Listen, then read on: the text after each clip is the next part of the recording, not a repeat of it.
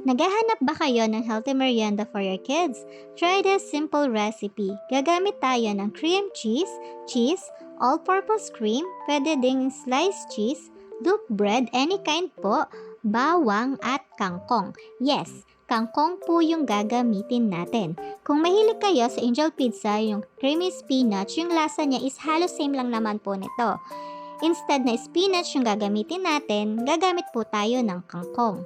Bale, pakuluan lang po natin to ng 1 minute. Ayan. Tapos pag ready na po siya, pwede na po nating ahunin. Tapos ready na po natin yung ibang ingredient. Lalagay po tayo ng bawang, ng cream cheese. Ayan. Tapos saka po natin i-blend. Pag naka-blend na po yung bawang at saka cream cheese, saka naman po natin ilalagay yung all-purpose cream. Tapos yung cheese, ayan. Bali kalahati lang po yung ilalagay natin. Tapos lagyan po natin ng paminta, ng asin. Yung asin depende po sa inyo, pwedeng hindi po ganun kadami. At yung kangkong. Tapos saka po ulit natin i-blend. Ayan. Tapos pag ganito na po ang itsura niya, pwede na po natin i-ready yung ating loaf bread. Any kind po pwede. Tapos lagay lang po natin ng ganito. Yan. Tapos yung natira pong cheese natin kanina, nakalahati. Ilalagay lang po natin yun sa tinapay.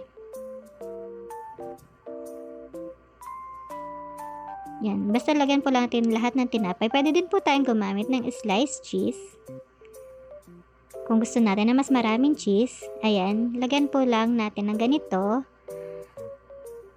Tapos, saka natin po i-spread yung ginawa natin. Make sure lang po na nalagyan yung ibabaw.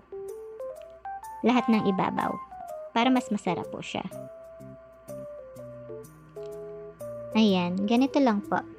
Tapos, pag ready na, pwede na po natin siyang i-oven. Tapos, oven po natin ng 140 degree to 30 to 35 minutes. Kung wala po kayong oven, pwede po kayong gumamit ng air fryer o kaya kawali. Takloban lang po natin. Ayan. Tapos, magiging crispy na po yung kanyang ilalim.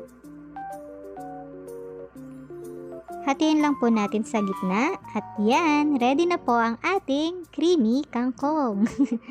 Ayan na po siya. Tapos, kung kayo naman yung kakain, pwede nyo lagyan ng hot sauce. Tcharan! Ayan na po.